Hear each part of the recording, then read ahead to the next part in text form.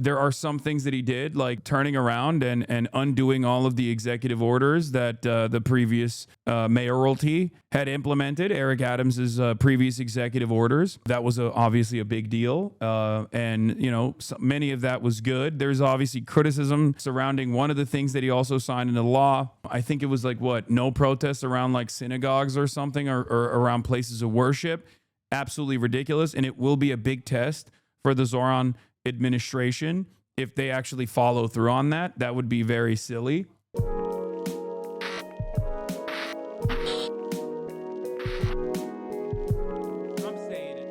Yes, I know. Zohran is speaking now. I love that. I love that this community does the exact same thing that they were doing to Bernie, but now to Zohran. It's like, we don't have to listen every time he speaks. Okay. Like we can get the highlights after the fact. Okay. Here, he's making an announcement here. Huh? Okay. Everybody down. Down, please. Miss, can you, thank you. Excuse me, everybody down.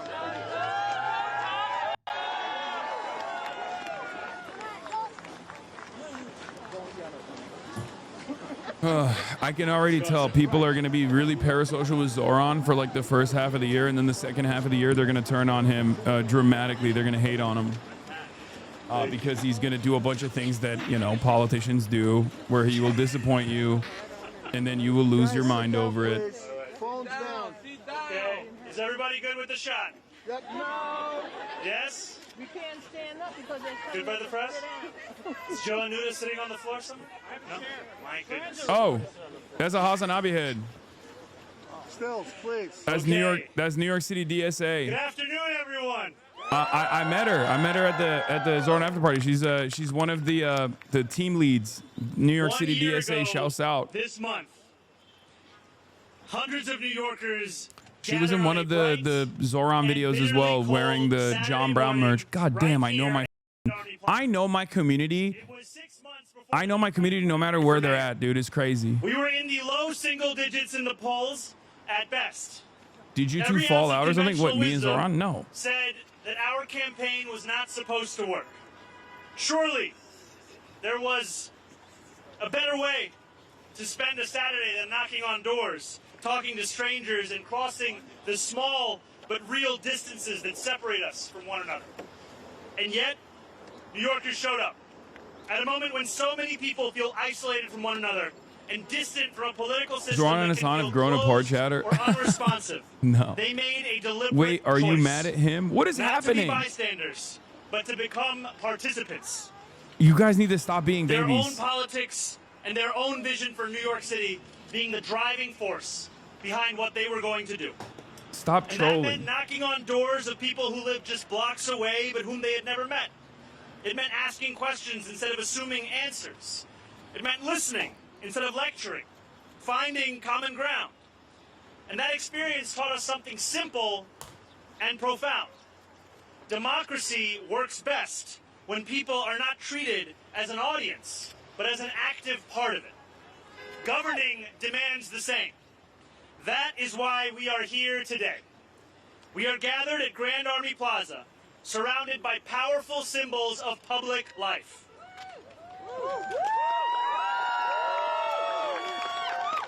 The central branch of the Brooklyn Public Library, designed like an open book, a statement that knowledge should be shared and accessible to all. The Soldiers and Sailors Arch, a Civil War monument honoring those who fought in a war waged for a new birth of freedom and the expansion of democracy itself. Prospect Park. Public space built not to be exclusive or ornamental, but to be shared. These are reminders of a belief that once guided this city, that public infrastructure should be generous, beautiful, and open. But a city is not held together by buildings alone. It is held together by trust and by whether people feel connected to the decisions that shape their life. That social infrastructure has been neglected for too long. Disappointed that he has not abolished commodity production. Yeah, me too, man. Too often, people are I thought every landlord in the state of New York, not even New York City, in the state of New York, was going to jail. Why has he not imprisoned every landlord? We will be establishing the Mayor's Office of Mass Engagement. A fundamental part of city government dedicated to rebuilding our social infrastructure at scale. This office, combining and reorienting the existing Community Affairs Unit, Public Engagement Unit, and other initiatives, starts from a simple premise. Working New Yorkers Yeah, the know mass line. what He's they doing a need mass line. He's a to thrive. Maoist. He's a Our job Maoist. is We to knew make it sure already. government listens, Zohran consistently Mamdani. and with real consequence. Zohran The Office of Mass Mamdani. Engagement will organize participation across this city, proactively reach those that have been excluded, and ensure that public feedback is embedded directly into how we design policies, deliver services, and make decisions. And to lead this work, I am proud to announce that Tasha Van Auken will serve I as am commissioner. Zoran's Lin Biao, okay? Eventually I will betray him and die in a mysterious plane incident. Since President Obama's first campaign Eventually I will betray him and die in a mysterious plane incident, and I will be struck from all the records, despite my unlimited support and unconditional loyalty to the great chairman. Turn priorities into action. On our campaign, she mobilized more than 100,000 volunteers who knocked on more than 3 million When is he hunting down the renegade Kumatang? It's coming. Kumatang. It's coming. He's doing it with this guy. Not just to win an election, but to build leadership and a real sense of community. Dude, I did across see the Walton city. the Goat Goggins there. also It spent made many me years so working in the happy. Blue Man Group, This made me so which happy. means My she goat was at the brings New both York organizing inauguration. discipline It's and so an sick. unusual tolerance for chaos. Big Walt. The Office of Mass Engagement reflects how we intend to govern, with humility, openness, and a firm belief that democracy is strongest when it belongs to the people, not just in theory, but in practice. And we should be clear about how this work will be judged, not by how many meetings we hold or surveys we collect, but by whether people can see their voices reflected in the decisions that we make. Judge us by whether engagement changes outcomes. Just as past generations invested in the public spaces around us, this administration is investing in the civic fabric that holds our city together. And that same commitment to openness, Making his campaign participation, organizer a and city-funded rebuilding organizer trust is in so our sick. institutions Yeah. guides how we approach every part of city government. Yeah, That is it's really why good. There's a today lot I am of also of announcing good stuff that he's Ali doing. Najmi will serve as chair of the Mayor's Advisory Committee on Like the Judiciary. developing a front org that is basically Obama for America. Ali's That's leadership, virtually this committee will take almost on a entirely more comprised of public like and DSA engaged leadership role, and reaching DSA beyond members. City Hall to the Is an wider excellent move. legal community. It's exactly what you need to Demystifying the apply judicial consistent selection pressure. process, expanding who participates in shaping our courts, and ensuring that our city's judicial system applies the rule of law universally and does so without favor.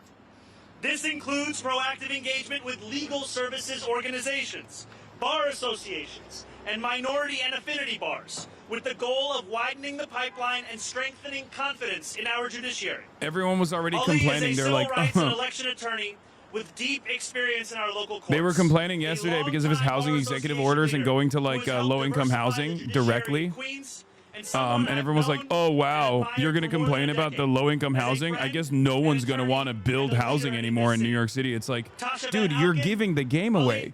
If the welcome only to a way new that you era in build New York housing City. is if it's I look dog forward shit to and you building just it keep with them in you a state of together. disrepair, as you consistently bring up rents, like you're not only admitting to being a bad person, okay? You're admitting to being a bad person. You're basically giving the game away. Mayor. And thank you to everyone who's here today. As a kid growing up in Park Slope and later Flatbush, the Brooklyn Public Library, this branch, was a constant in my life.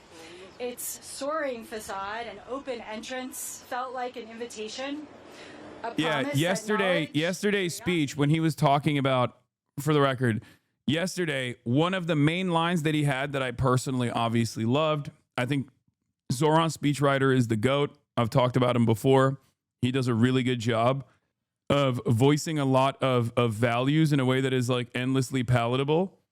One of the lines that he had from yesterday's speech that people really freaked out over was when he said that we will get the tender, warm embrace of no longer will we abide by rugged individualism, and we will look for the warm embrace of collectivism. And everybody lost their minds over it. Do we have a link to that moment? Because that was like basically the entirety of like liberals and Republicans alike. It was very interesting to see not just the Republicans. Not just the Republicans. And by the way, this is a bar. Existed as distinct from one another. We will draw this city closer together. We will replace the frigidity of rugged individualism with the warmth of collectivism.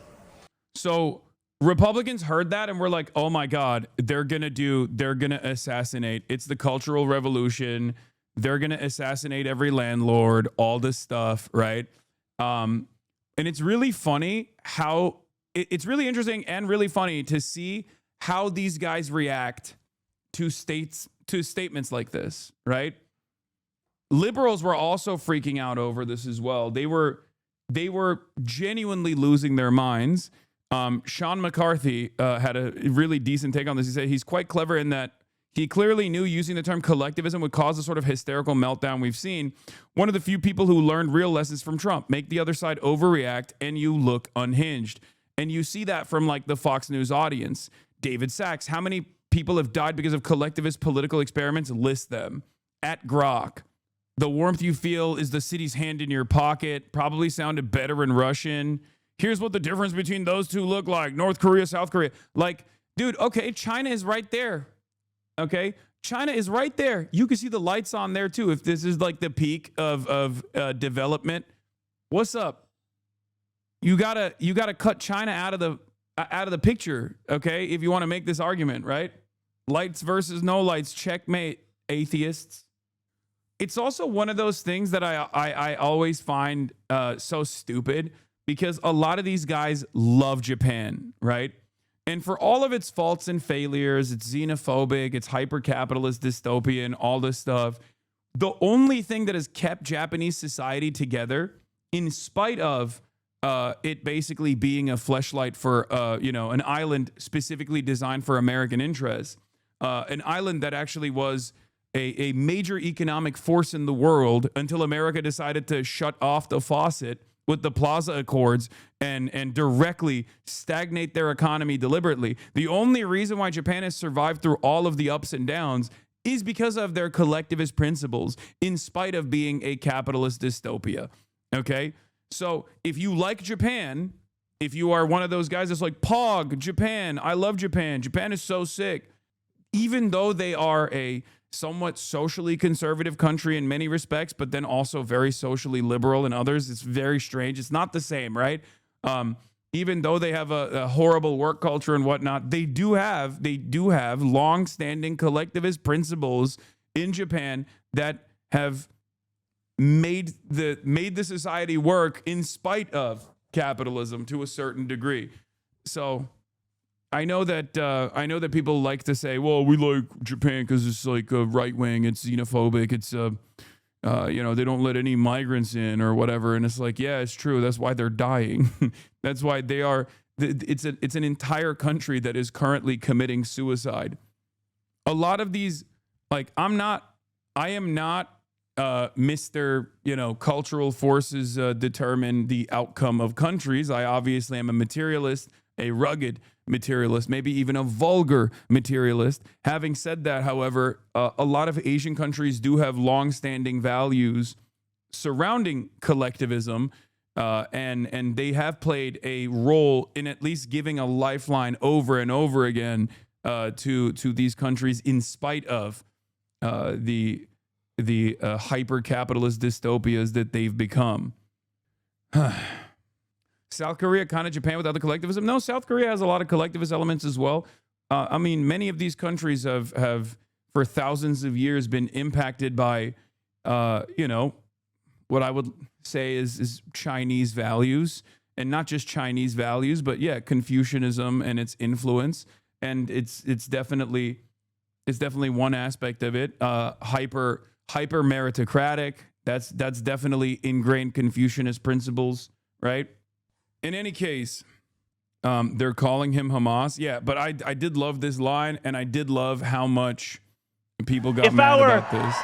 Campaign demonstrated that the people of New York yearn for solidarity, then let this government foster it.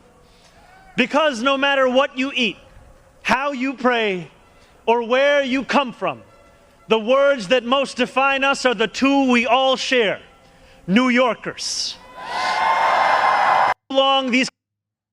Anyway, the people are just state goons and accounts on Twitter, to be fair, people like him. Yeah, there is a lot of anger and resentment towards these statements expressed by Zohran Mamdani. I find it very funny. We will obviously look at the hog meltdown over it, right? Marshall, when people say, oh my God, he's talking like a democratic socialist, he is a democratic socialist. He's not lying. He ran on this. Guys, we have to warn you. It's bad. But all that being said, I do want to comment on the new mayor, who was elected by a majority of the population of voters. And when people are like, oh my God, he's talking like a democratic socialist. He is a democratic socialist. Ever talked to Chinese expats? Have you ever talked to Chinese expats and their view on communism? Yes and no, I have. But also, there are a lot of, content creators that are Chinese expats whose entire output is talking about how China is shitty and it's going to die any day now. And it's to comfort it's basically to soothe Americans with a lullaby that our number one arch enemy is really terrifying, but also incredibly weak. And on a moment's notice, it will actually fall apart. And they regularly talk about me. I don't really place a lot of emphasis on what those people have to say. I don't necessarily care. I mean, it's good. It's good to hear from them. It's good to hear their perspective. It's good to hear every perspective, right? It's just the amount of weight you place on their analysis, obviously, well, that varies. Socialist. He's not lying to you. He ran on this. This is what he said he was going to do. Affordable housing, by the way, right now, there are polls showing majority of Americans want the rich to be taxed now. Majority of Americans want affordability, and it's not just my side of the aisle. I don't feel it was a communist message. I thought it was right on point with what he campaigned. And I do agree with what you said.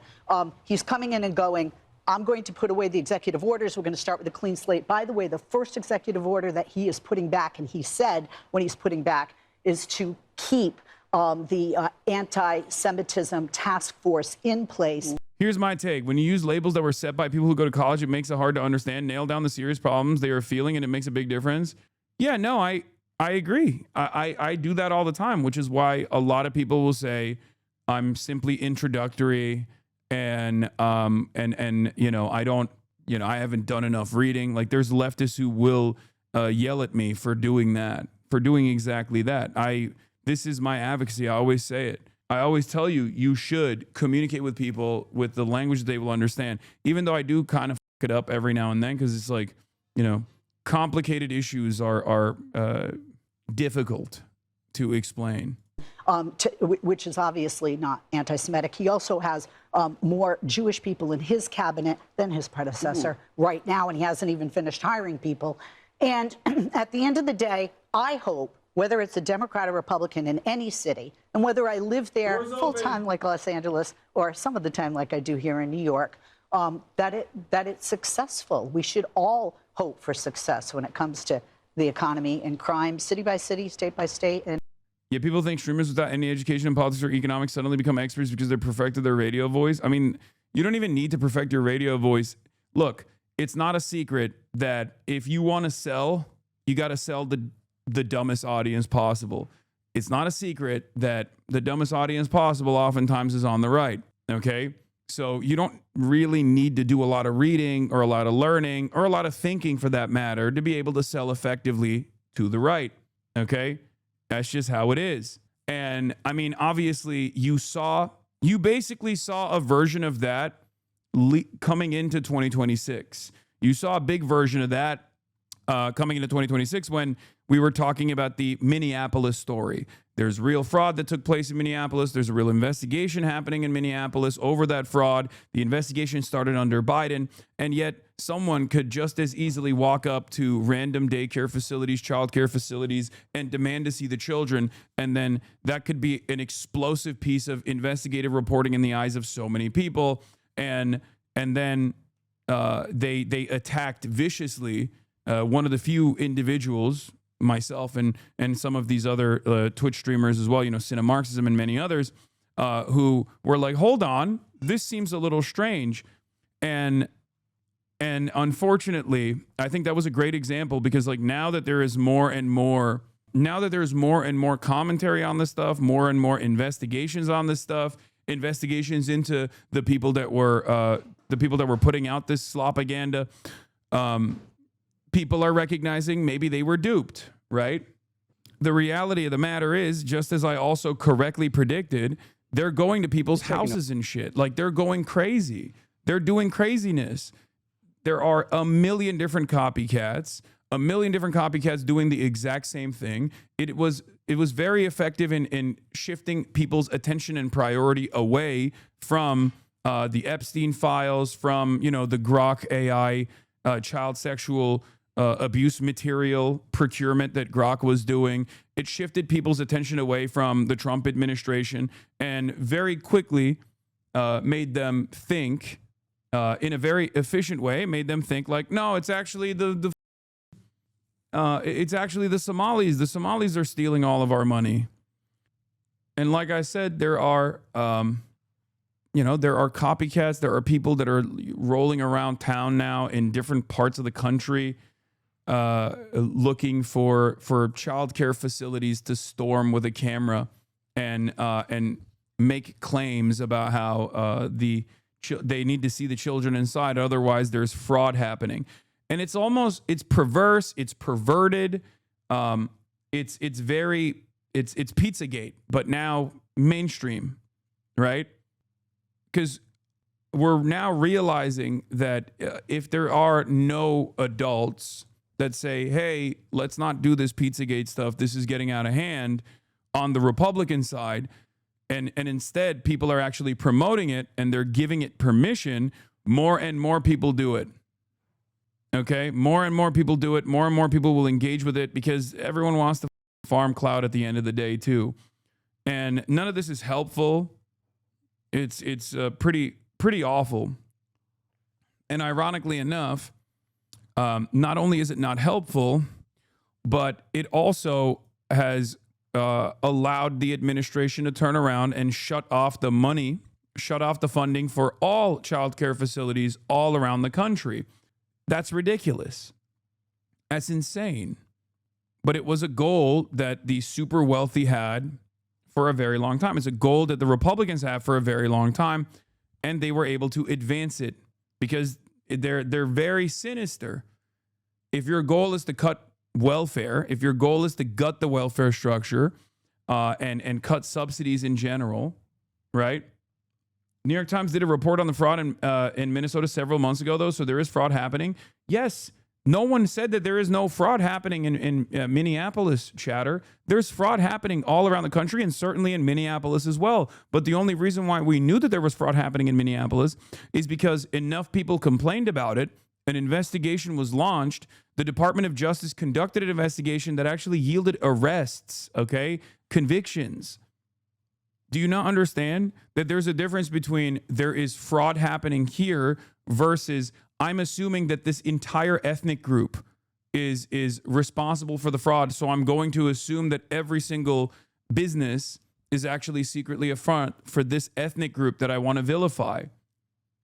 It's the difference between looking at the Epstein case as a hyper-specific, isolated incident where someone who is potentially working with both the CIA and the Mossad has successfully been able to create a sex trafficking, like a minor sex trafficking operation in an effort to blackmail a lot of our elites and cut deals for both Israel and the United States of America, and traffic weapons and stuff.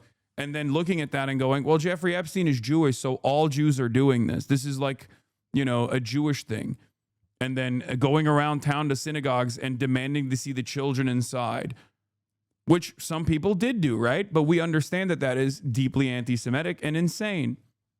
The difference in this situation, however, is that there is still institutional pushback and institutional stigma around anti-Semitism. There is no institutional pushback or institutional stigma around Islamophobia or even around hating a minority group that is like an appropriate vector for hate in the eyes of this administration. Somalis, both being black and also Muslim from an African nation, makes them perfect targets for this administration's anxieties and this administration's anger, right? That's the reason why you can't get away with doing the same type of content, but in an anti-Semitic way. Although anti-Semitism has grown as well. Frame for Republican audiences better. It's like discovering that one homeschool is resulting in child abuse, so going to every homeschooler and demanding to see the kids because they're all abusing kids. It's so frustrating that the eye of the public is so, well, homeschooling is already, that is a relatively harmful process, whereas daycare facilities are not, right? Day 2 in Zohran Mamdani's New York. I watched a gaggle of financial analysts get zip-tied and marched into an unmarked van. A man ordered a latte with a whole milk in front of me in line, and the barista immediately shot him in the head. This is real. It's happening. Also, Senator- Zohran Mamdani did say that he was elected as a Democratic Socialist and he will govern as a Democratic Socialist, which was awesome to hear once again. Now, of course, in that process, there are some things that he did, like, turning around and undoing all of the executive orders that the previous mayoralty had implemented, Eric Adams's previous executive orders. That was obviously a big deal. Many of that was good. There's obviously criticism surrounding one of the things that he also signed into law. I think it was like, no protests around like synagogues or something, or around places of worship. I don't think that's going to actually stop people from protesting outside of a synagogue if there's like illegal land sales taking place there. I think it's absolutely ridiculous, and it will be a big test for the Zohran administration if they actually follow through on that. That would be very silly.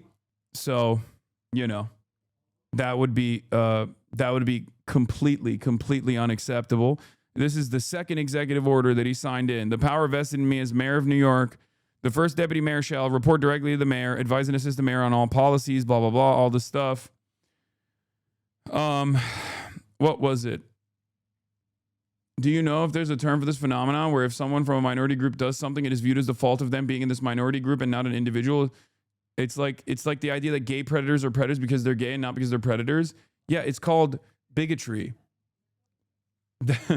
That's it. That's what it's called. Yeah, assuming every black person is aggressive, violent, and more likely to do crimes because you saw a black person do a crime, that's bigotry. It's a silly, stupid, and sometimes dangerous way of thinking, right? That's what it is. It's called being prejudiced and being hateful. Unfortunately for all of us, there are a lot of people who operate like that. And the less there is interest in developing a better understanding of the world, the less there is, the less people want to think about things thoroughly, the worse people get. Anyway, from Mamdani's second executive order, police commissioner will direct establishment of appropriate limitations on protest activities outside of houses of worship during non-religious activities to protect the speech and assembly rights of community members who make the use of houses of worship. It's a review, not a ban, is what Alex Kane is saying from Jewish Currents. This is a directive for the law department and the NYPD to review policies around protests outside of religious spaces. It doesn't do anything to actually restrict protests, at least not yet, and I would be surprised if the review did, given case law on this. In Ann Arbor, Michigan, there is a long weekly protest outside of Shabbat services. The protesters were sued. A judge dismissed the lawsuit. The Sixth Circuit agreed with the ACLU position that such protests were protected speech. The FACE Act, which the Trump administration is utilizing to sue protesters outside of a synagogue in New Jersey that was selling Israeli homes, including in settlements, does prohibit harassment or obstruction of houses of worship, but protest isn't necessarily harassment. So are you going to address the protests in Iran, or are we not innocent enough for you? Wait, what? Innocent enough? The I'm going to get to it. I don't know why I just started, chatter. It's been an hour. We will get to Iran as well. Okay? Can you calm down? So, like I said, there is criticism directed at Zohran over this, but I think it's we shall see. I would be very surprised if he was if Zohran was like, yeah, you guys can't actually protest outside of synagogues or temples or places of worship where they're like illegally selling stolen land. That is not going to happen, I don't think. And, check back with me when it's potentially implemented. Even if it is implemented, I highly doubt that it will lead to real prosecutions, because I think people will destroy Zohran Mamdani. Like his own supporters will lose their minds over it. Jasper Nathaniel says, I am disappointed by this, even though it's just a review for now, and fully let down by him keeping Tish. But it seems insane to act as if Mamdani has already been compromised because he's doing politics. It's our job to keep pushing him. Yeah, I think we should. Why would that be surprising? He already condemned the protest several times. Because I'll tell you why that's surprising. Because he has protested in the exact same way for a lot longer than he has been running for mayor or has become mayor of New York. That's the reason why it's surprising. I think it's good to have a little bit of confidence in people when they've spent a good deal of time doing something, right? If they actually turn around and drop all of that, I'll be there with you. I'll be by your side. Of course, I will be the first to condemn this shit. But you have to wait, and you shouldn't stop applying pressure, but you should think critically. That's it. Like, there are a lot of people who fall into this trap of engaging with politicians parasocially. They did it with AOC. They're doing it with Zohran Mamdani. I think that's silly. What do I always say? Politicians are our servants, okay? They serve us, members of the public. We vote for them so they can actually implement our desires. They tell us that they're going to run and follow through on promises that they made to us. And they win successfully, and they win resoundingly if they actually give us some promises that seek to eradicate some of the issues that we're experiencing. And ultimately, at the end of the day, you just got to turn around and say, put the policies in the bag, little bro. Okay? Repeat after me. Put the policy in the bag. That's it. With Zohran Mamdani, it's the exact same. And if I, a person who still corresponds and communicates with Zohran Mamdani,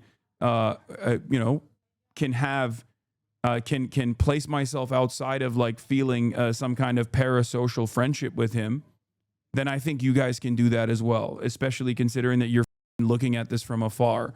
All right. Now, there's also some good stuff here as well. Obviously.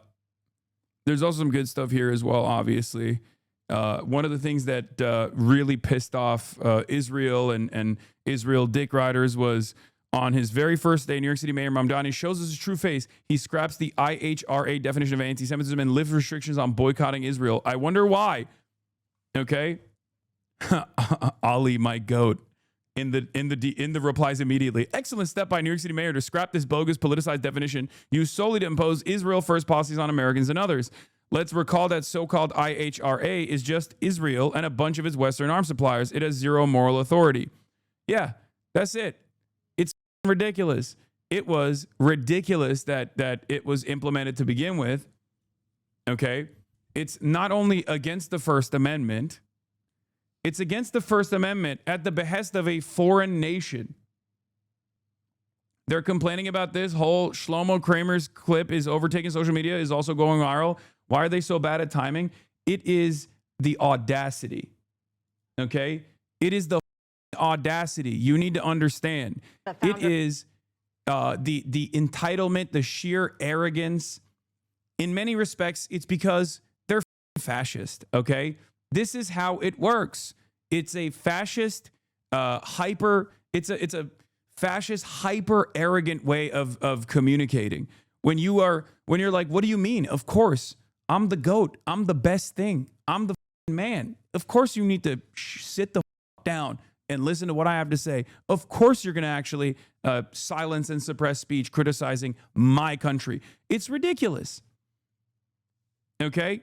It's ridiculous. But for many people, I think, because of Holocaust education, because of the Nazis primarily targeting Jews, many people in the United States of America cannot comprehend that, like, someone can be Jewish and a fascist as well, okay? Someone can be a Jewish fascist, as a matter of fact, like a Jewish supremacist fascist as well, okay? This does not mean that all Jews are like this, of course. Just as every white person is not a card-carrying white supremacist Klans member.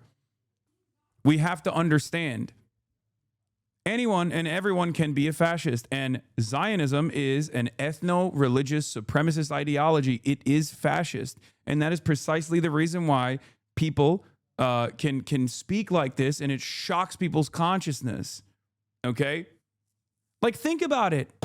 Look, every time someone here, I'll give it to you in terms that you can understand. Okay. If there were a bunch of, and there are some of these, the example I'm going to present to you kind of has already started.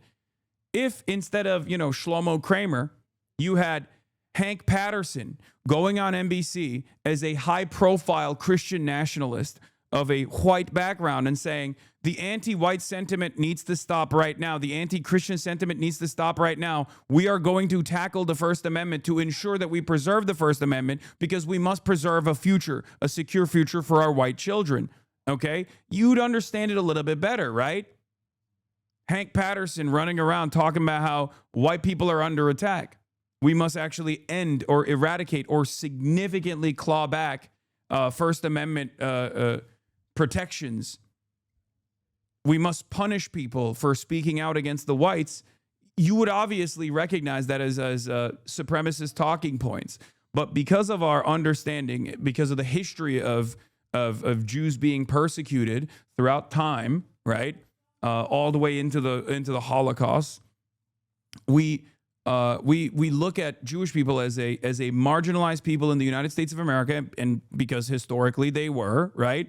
And we don't understand that someone who is a Zionist and is defending the interests of Israel is actually not speaking from a position of marginalization at all. As a matter of fact, they're simply utilizing the collective understanding of marginalization of Jews in an effort to defend their ethno-nationalist fascist project. Okay? That's it. The Shlomo clip going around, X is shorter than the full clip with context. Brother, we watched the full clip with the context, for the record. We did. And the full clip with the context, unironically, does not make it better. You're saying, oh, it's pretty interesting. Mentions TikTok, X, and Elon. Definitely a different meaning. Yeah, it mentions TikTok. Yes, the point that he is making is that we have to literally prosecute. We have to prosecute anti-Semitism, and we have to take out anti-Semitism. And from his perspective, he's not actually even talking about anti-Semitism. He's talking about anti-Israel sentiment. Whenever someone who is Israeli, who is not an avowed anti-Zionist, is talking about anti-Semitism in this way, they're most likely referring to anti-Israel sentiment. And we've seen that from the way I receive criticisms from people who are pro-Israel, who make it seem as though I'm actually, a nefarious anti-Semite doing anti-Semitic propaganda at a time when, if I was anti-Semitic, it would be beneficial for me to say so. Okay, it would be beneficial for my career to say that I don't like Jewish people, because unfortunately, what a lot of people still don't realize is that anti-Semitism is exploding. A lot of people who say that anti-Semitism is out of control don't actually realize how out of control it actually is. Okay? It's like when people accuse me of being secretly transphobic. It's like, brother, do you know how much more motion I would have if I was outwardly transphobic. It's unironically one of the major issues with so many people who otherwise have like progressive values or otherwise are like on board with something. And then they hear me defend trans people one time and go, oh, this guy's out of his mind. Okay? I'm uncompromising in my positions, whether it be combating anti-Semitism, combating bigotry of all different forms, and I will never compromise on those positions because I care about the humanity of people, and that is just my worldview. My worldview stems from defending those who are unjustly maligned and persecuted for a distractive purpose for capital owners who want to dominate and continue to dominate the world, dominate the United States of America by consistently stealing shit from you, stealing money out of your pockets, and then redirecting your attention over to, Somalis, or redirecting your attention over to the handful of trans people that exist. Okay? That's it. What is this? That's not exactly what people said. Also one of the founders of Checkpoint, another big cyber company. Shlomo, it's great to have you here. Welcome. Thank you for having me. How is AI, cyber warfare, shaping geopolitics right now? So AI is going to revolutionize cyber warfare, from critical infrastructure to the fabric of society and politics, and undermining it, giving unfair advantage to authoritarian governments against democratic countries, First Amendment type of... That's already happening? That's already happening. You're seeing the polarization in countries that allow for the First Amendment and protect it, which is great. And I know it's difficult to hear, but it's time to limit the First Amendment. Yeah, this is poison, brother. I mean, I'm serious. You say this with any accent, people are going to freak out. You say this with, like I said, if it was Hank Patterson saying this shit to preserve the white ethnics, okay? To preserve the safety and security of white ethnics, Americans would despise this still, okay? But when you say this with an Israeli accent, it literally makes people's ears perk up. They go, what? I'm sorry, what? This is like opening up a copy of I don't know, some kind of like David Duke pamphlet and being like, I am going to lean into this so aggressively. It's ridiculous. It's ridiculous. It's crazy. Like every day I try to explain to people that this is not, the exploding anti-Semitic, the anti-Semitic theories about like how, Jewish control takes place. Jewish control is happening in America, and they control the country, they control the world, they control global finance. Every day I have to fight back against this stuff because it's not true, because it takes away from the actual villains. It takes away from how society actually operates, which is not at the behest of the international Jewry or whatever, but international capital, okay? But then guys like this come in and just like say shit like this, and it makes the job impossible. In order to protect... Yes, I did have this conversation yesterday. I'm just replaying it again because it's going super viral. Obviously, it's doing blockbuster numbers on Twitter. And quickly before it's too late. What do you mean? I mean that we need to control the platforms, all the social platforms. We need to stack rank the authenticity of every person that expresses themselves online, and take control over what they are saying based on that ranking. Like, is this negative Hasbro? Brother, everything that like pro-Israel people say is basically working against Israel's interests overall. It comes from a place of feeling like you are superior, because ultimately that's how fascism works, okay? That's how it works. That's it. Oh, we got to control people's voices. We have to target and tackle anti-Semites. First of all, there is an argument you could make, as wokes made for a very long time, about how in order to preserve the First Amendment, in order to have reasonable discourse, you have to have some safeguards. And we already have some safeguards that we all understand are harmful, right?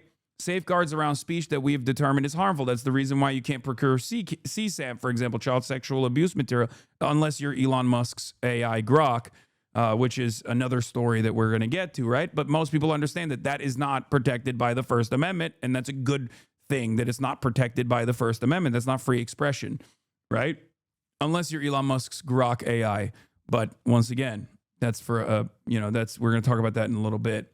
But when you come in hot and talk about this specifically around like anti-Semitism, okay, and when people understand when you're saying anti-Semitism, you're actually talking about anti-Israel sentiment.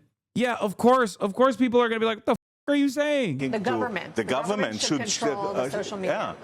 should do that, and we need to educate people against lies, and government need to develop cyber defense programs that are as sophisticated as the cyber attack. Today it's a 1 to 100 ratio. And really, government are not doing this today at any rate, and enterprises are left. I never got your point that if I was a bigot, I'd go full blast. It does speak to a popular environment, but not everyone operates that way. As some are a little bigoted, but not a binary. Yeah, I just mean that like being bigoted against vulnerable populations and marginalized populations is actually beneficial right now. Okay, it's truly beneficial. It is a much easier way to present your argument. Bigotry is an oversimplified argument. Okay, it's always an oversimplified argument. And especially in a country like the United States of America, it's an oversimplified argument that just works a lot better when you're trying to drive home a point. That's the reason why when you actually try to describe to people like the case of fraud taking place in Minneapolis, to go blah, blah, blah, boring. Talk to me about how you want to kill these how you want to kill these third worlders, right? These parasitic third worlders coming from Somalia. Like that's what they want to hear. That's all they want. They don't want to hear an argument broken down and explained step by step, right? They don't want to hear that underserved communities that have been historically marginalized and destroyed, that have no way out, are going to, of course, lead to a higher instance of crime or criminal activity. They want to hear you say black people are aggressive because it's their culture, or black people are aggressive and violent because they are inferior. And even if they don't say inferior race, they mean inferior race. But if they can't say inferior race, they'll say inferior culture, right? That's an infinitely easier argument to present. That's it.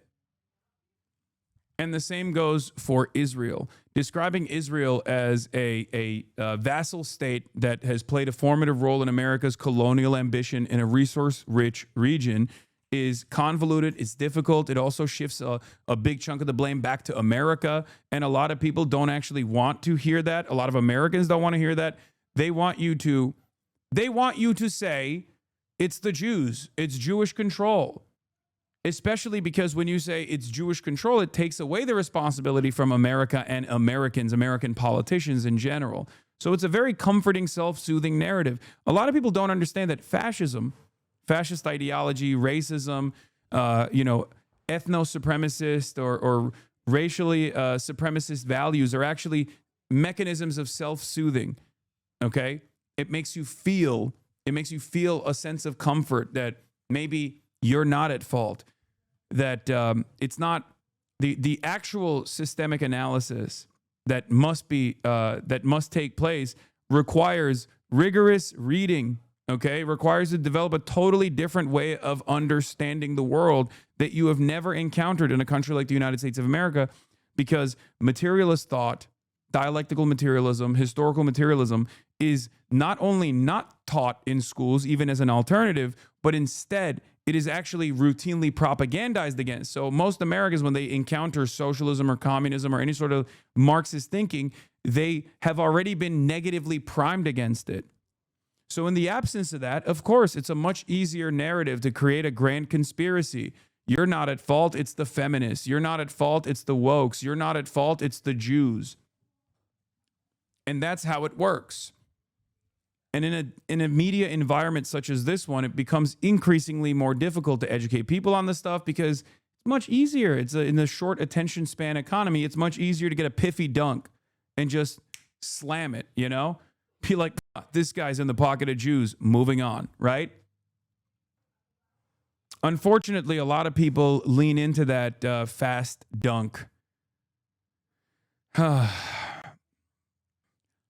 One of the things that I've also noticed, by the way, that I find very funny is first day out of the gates, I was talking about how the Islamophobia and the anti-Somali rhetoric obviously plays a big role in Hasbara, right? This is just the latest version. We know that the Israeli government has figured out that Westerners don't with Israel no more. So what they actually try to do is foment hatred against Muslims and then tie it back to Israel fighting against, like, you know, jihad, Islamic jihad, that sort of thing. And when I brought that up initially, a lot of my naysayers were like, oh, being anti-Semitic again. Oh yeah, blaming the Jews, all this stuff, right? And yet, a couple days in, even Nick Fuentes and the like, because they are grifters that are utterly devoid of even having an ideological backbone in this circumstance, Nick Fuentes and Sneeko and many others are now also taking that pivot and taking that position. It's just that the first couple of days, they were really framing the, you know, all Somalis must be deported. 2 days in, though, now he's like, all the complaining about Somalians will result in nothing, no mass arrests, no deportations, nothing transformative. We all know that. This is more slop designed to rally the GOP base back to this failing joke of a government and pivot from shitting on Israel to Muslims. Huh. Interesting. The first couple of days, however, he was really leaning into, like, this is Somali fraud. Somalis all need to be deported. He was leaning into the slop, the distractive slop. You know? And now he's turning around and being like, actually, yeah, he did the same thing with Venezuela. He's stealing your talking points. I know. A lot of these guys do this shit.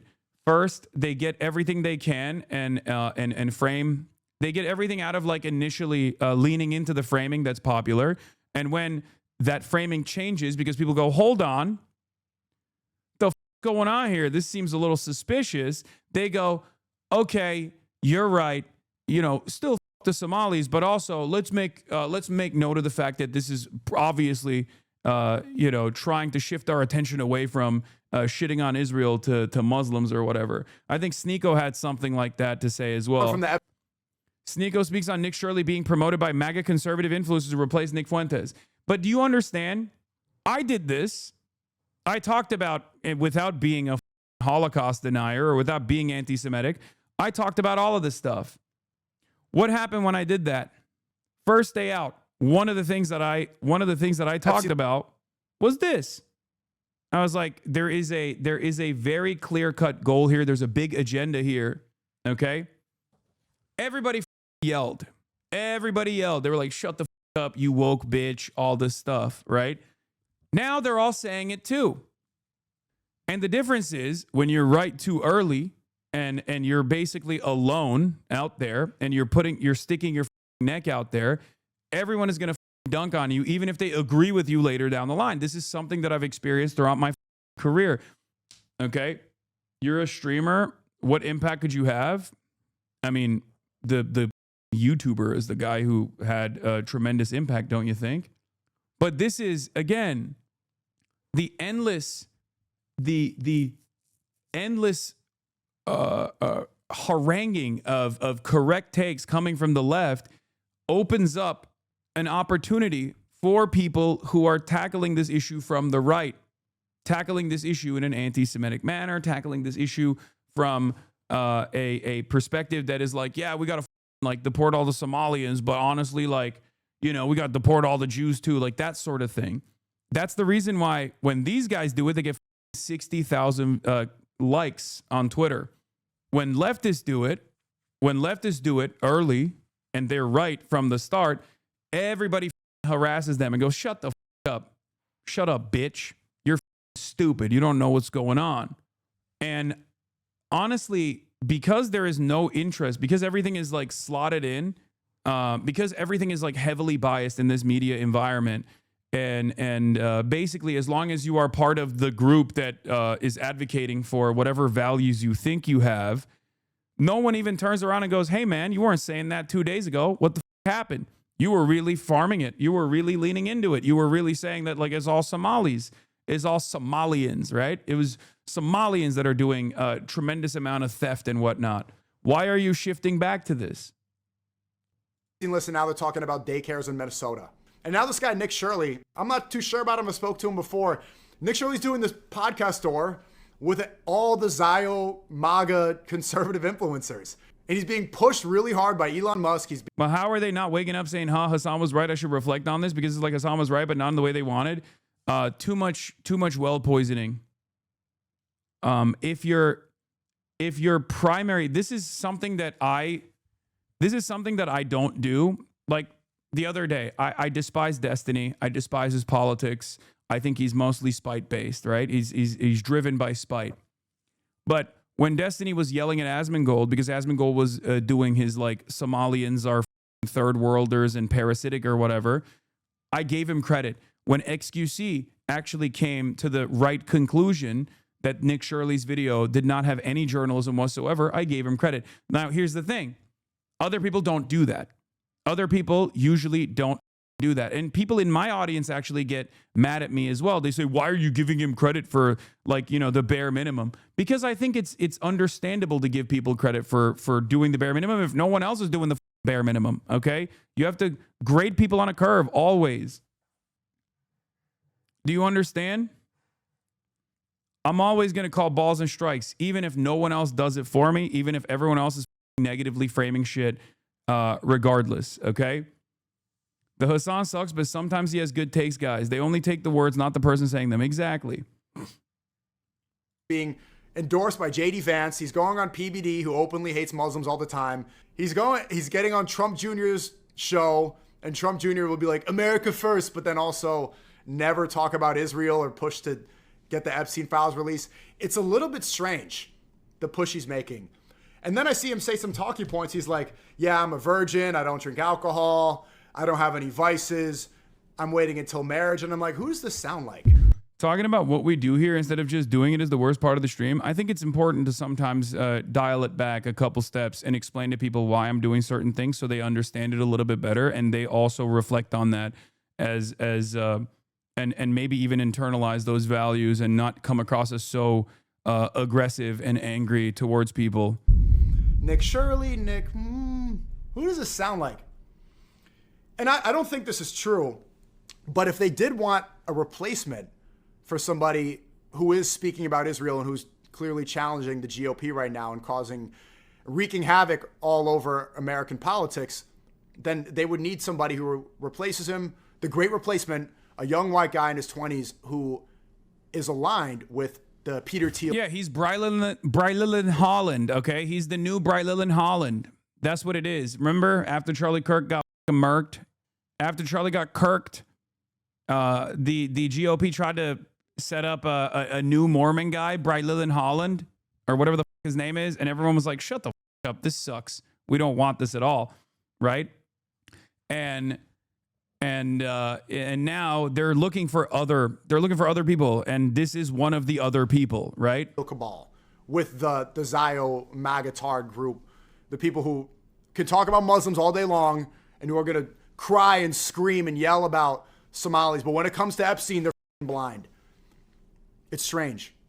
And so I do want to speak to Nick Shirley. I'll DM him. I think he follows me. I do want to bring him on stream and speak to him and see, I want to figure out what his intentions are and what's going on, or if they gave him, what conversation they had behind closed doors, because this push happened really quickly. He has the most viewed X video of all time. It has like 3 million views on YouTube, but it's the most viewed video ever on X. Some of that stuff seems strange. So I want to go figure this stuff out. And, just the point is, a lot of these guys lean into, instead of developing their own worldview, which is hard and requires reading, right?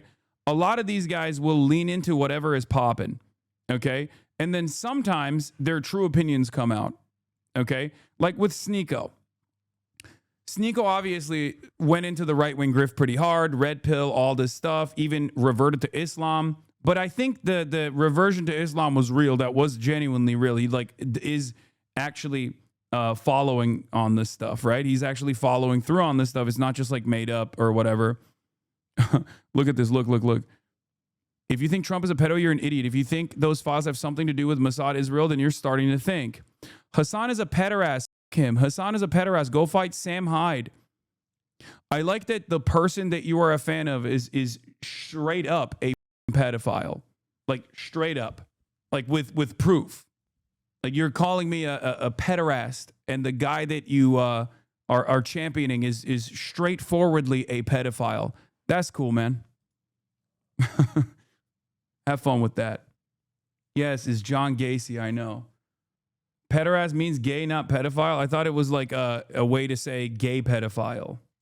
Am I wrong? I thought pederast was like a way to say like all gays are pedophiles or something. Am I wrong? Yeah. Anyway. Yeah, but these guys are basically trying to reorient their commentary now slowly but surely after it came out that the guy that they were hyping up went to Israel and did pro-Israel propaganda, and are now they're realizing maybe this had something to do with that as well, or so now they have to like reorient their commentary on this thing. And that's usually what happens when you are utterly devoid of like a real world view and simply just leaning into everything for clicks. Okay? When you're leaning into everything for maximum clicks, you're of course going to go, hold on, maybe this Nick Shirley video actually has some validity, right? Because everyone is saying it, everyone around you is saying it, and it's kind of like this. It's kind of like when let's say you're in school and everyone around you is listening to this new band, right? This new boy band or whatever, K-pop, okay? New K-pop group. And you don't fully understand it, but you just don't want to say anything. You don't want to be like, these guys suck, right? You don't want to say that like these guys are ass or whatever, because if you do, a lot of people are going to yell at you. They're not going to want to be your friend. And I think like internet clout works in a similar fashion where obviously the stakes are very low in that situation. Just saying like, I'm not a big fan of this thing that's popping is very different than, like there is no one that is being harmed if you say this boy band is good or this K-pop group is bad, right? However, there are people being harmed when you say Somalis are all fraudulent and must be deported and they're parasitic third worlders, right? So the point I'm trying to make is like a lot of these people lean into the narratives that are growing because they see the numbers, they see the clicks, they don't want to fight against it. Nobody wants to be the guy that sticks their neck out, right?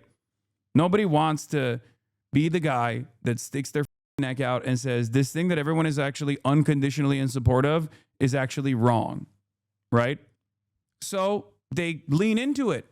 And what's shitty about leaning into it is that when you lean into falsehoods, or when you lean into like racialized conspiracies like this, you end up making even people in your audience believe in said racialized conspiracies, right? It's a cowardly way to operate because once again, we have numbers, okay?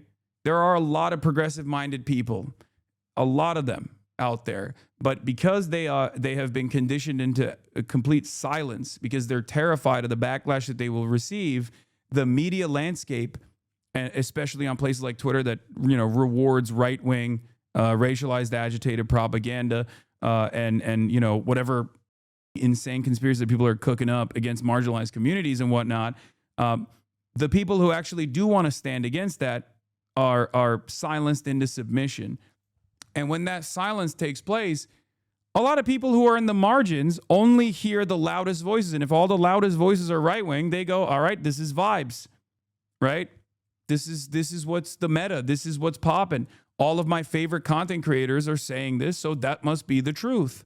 That must be what's going on. And if there's anyone who's speaking out against this and they're getting dunked on by all of my favorite content creators, they're getting yelled at by all my favorite content creators, I'm probably not going to listen to what he has to say. Even if what that person has to say might be true, and even if you inevitably find out that that is the truth, you don't actually turn around and really reconsider that, right?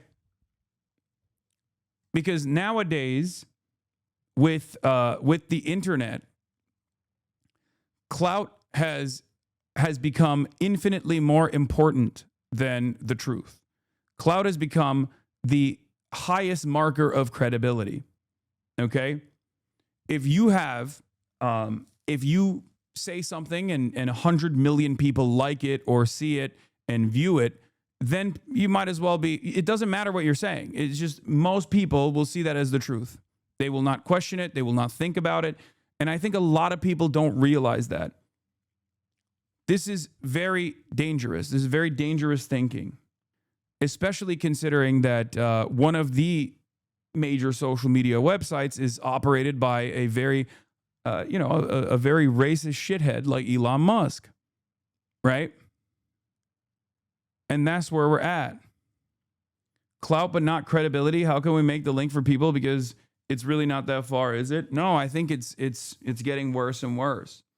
Especially because Elon Musk is like really pumping shit whenever there is a conspiracy or a narrative that suits his purposes, he'll base boost it into oblivion, right?